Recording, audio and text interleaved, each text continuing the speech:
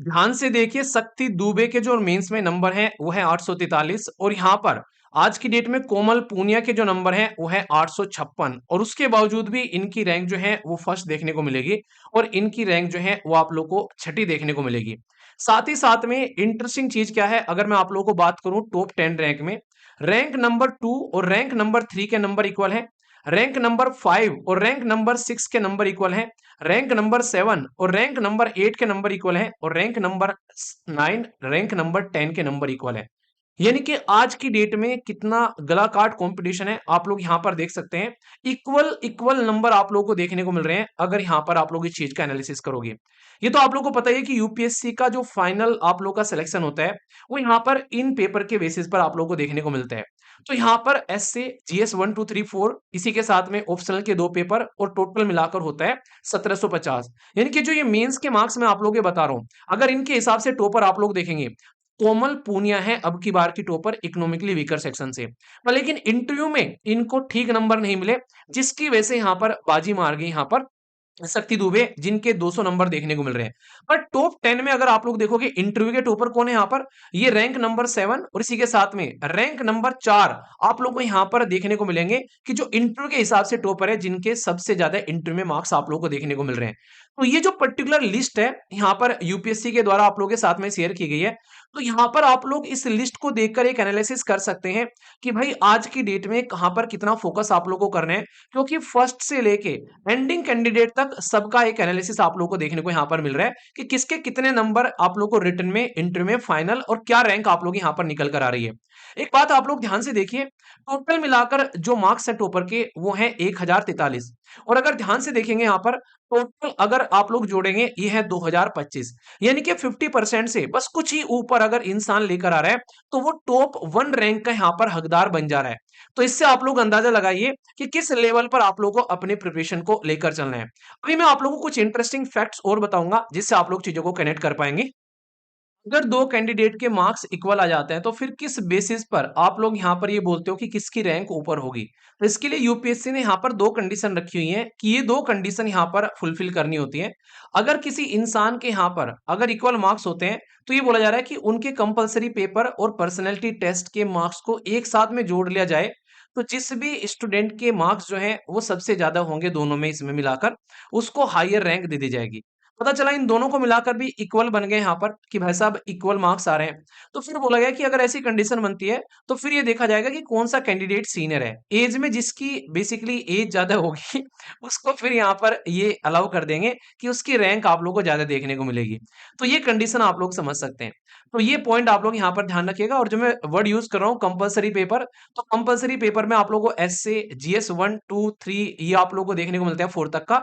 ये आप लोग के कंपलसरी पेपर, इनके मार्क्स जोड़कर जिसके ज्यादा आएंगे उसकी रैंक रहेगी। यानी कि इक्वल अगर यहाँ पर किसी का पर्टिकुलर अगर नंबर आ गए हैं तो ये पैटर्न आप लोगों को देखने को मिलेगा जिसके बेसिस पर उनकी रैंक अलग अलग देखने को मिलती है। अब पता चला कि इक्वल नंबर आने के बावजूद भी रैंक जो है वो अलग अलग कैसे मिलती है। कुछ और एनालिसिस करते हैं इस पर्टिकुलर लिस्ट का जिससे आप लोग चीजों को और अच्छे से अंडरस्टैंड कर पाओगे। यहाँ पर ये तो मैंने आप लोगों को मार्क्स बताई दिए कि किस तरीके से इनके मार्क्स देखने को मिल रहे हैं यहाँ पर और क्या परफॉर्मेंस देखने को मिल रही है। तो उसमें आप लोग को रिटर्न और इंटरव्यू दोनों मिलाकर एक अच्छी रैंक आप लोग अगर लाना चाहते हैं तो दोनों में अच्छा खासा कमांड आप लोग का होना चाहिए।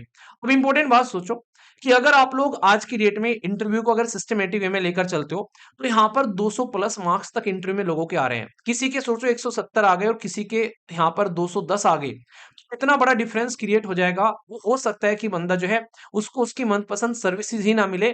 तो इतना बड़ा इंपैक्ट आप लोग को इंटरव्यू का यहाँ पर देखने को मिलता है। तो इंटरव्यू अपने आप में काफी वेटेज रखता है अगर चीजों को आप लोग ध्यान से समझोगे। और यही यहाँ पर आप लोग को देखने को मिल रहा है कि जिसके 210 नंबर आ रखे हैं तो सोचो यहाँ पर वो टॉप 10 में आप लोगों को यहाँ पर नाम दर्ज करता हुआ नजर आता है। इसको कहते हैं गला काट कंपटीशन। 100 कैंडिडेट जो टॉप स्कोरर आप लोगों को देखने को मिलेंगे उनके मार्क्स 1018 से 1143 के बीच में 100 लोग सिमट गए। मतलब सोच के देखो कि ओनली 25 नंबर का डिफरेंस है।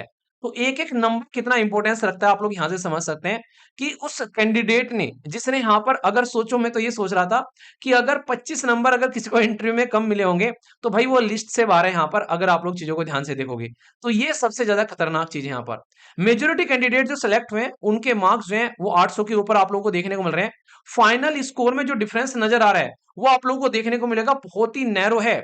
यानी कि 100वीं रैंक जो है उसका आप लोगों को 984 देखने को मिल रहा है और फर्स्ट रैंक जो है वो आप लोगों को यहाँ पर 1043 देखने को मिल रहा है। तो सोचो ये कोई बहुत बड़ा डिफरेंस नहीं है।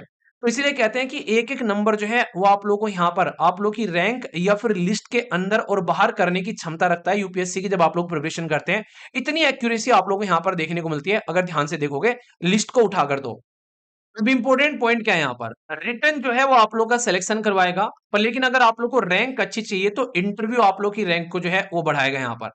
कैटेगरी वाइज भी आप लोग को एक अच्छा खासा स्ट्रॉन्ग कंपटीशन यहाँ पर देखने को मिलेगा अगर आप लोग इसको कंपेयर करेंगे। जब यहाँ पर टॉप 100 कैंडिडेट को उठाकर देखा जाता है तो कैंडिडेट जो है वो बैलेंस स्कोर आप लोग को देखने को मिल रहा है। जो सक्सेस जिनको यहाँ पर मिल रही है उनका आप लोग को यहाँ पर एक बैलेंस अप्रोच देखने को मिल रहा है। जब यहाँ पर आप लोग सारे पेपर में जिस तरीके से अच्छे परफॉर्म करोगे तो आप लोग को यहाँ पर देखने को मिलेगा।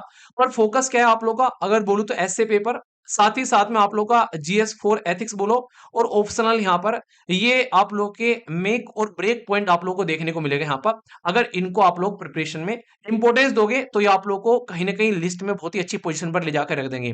अगर आप लोग कंसिस्टेंटली अपनी प्रिपरेशन को एक स्मार्ट स्ट्रेटजी के साथ में लेकर चलोगे, रेगुलरली आंसर राइटिंग प्रैक्टिस करोगे तो इस लिस्ट में नाम आ सकता है आसानी से। पर लेकिन आप लोग को रेगुलर रहना पड़ेगा। वर्ड आसानी से इसलिए बोला है कि जिसकी आदत बन गई है काम को करने की उसके लिए तो चीजें आसान हो जाती हैं, पर जिसकी आदत ही नहीं है उसके साथ में जबरदस्ती हो रही है उसका तो कुछ ही नहीं कर सकते। अच्छा, आंसर राइटिंग में हेल्प चाहिए तो एक आंसर राइटिंग ग्रुप है जिसमें कई हजार कैंडिडेट जुड़े हुए हैं और कुछ सेलेक्टेड कैंडिडेट भी आप लोगों को यहाँ पर देखने को मिलेंगे, जिसमें डेली क्वेश्चन पोस्ट किया जाता है पहले, फिर उसका मॉडल आंसर आप लोगों को देखने को मिलता है। अब तक इसके अंदर में टोटल मिलाकर लगभग 600 के करीब आप लोग के मॉडल आंसर पोस्ट किए जा चुके हैं।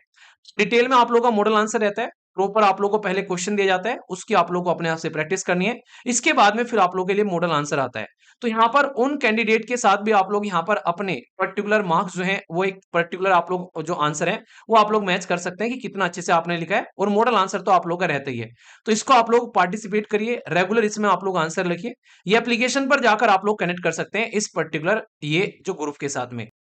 एप्लीकेशन डाउनलोड कर सकते हैं, 4.9 की रेटिंग है, तो आप लोग अंदाजा लगा सकते हैं कि कंटेंट का लेवल क्या होगा एप्लीकेशन के ऊपर में। इसी के साथ में आप लोग अगर नहीं चाहते हैं एप्लीकेशन डाउनलोड करना तो studyloverv.in वेबसाइट भी आप लोग यहाँ पर यूज कर सकते हैं। ये भी आप लोग यहाँ पर डायरेक्ट उस पर पहुंच सकते हैं। बाकी इसी के साथ में अगर आप लोग यूपीएससी के साथ में स्टेट पीसीस भी लेकर चल रहे हैं या फिर एनसीईआरटी फाउंडेशन बनाना चाहते हैं तो बेहतरीन क्लासेस हैं, बहुत ही सिस्टमेटिक वे में चैप्टर वाइज आप लोग क्लासेस देखने को मिलेगी। या फिर ईपीएफओ की तैयारी कर रहे हैं तो उसके लिए क्लासेस हैं, और प्रीलिम्स की तैयारी कर रहे हैं तो उसके लिए भी all the best all of you. बाकी किस साल आप लोग पेपर देने वाले हैं कमेंट बॉक्स में जरूर बताना।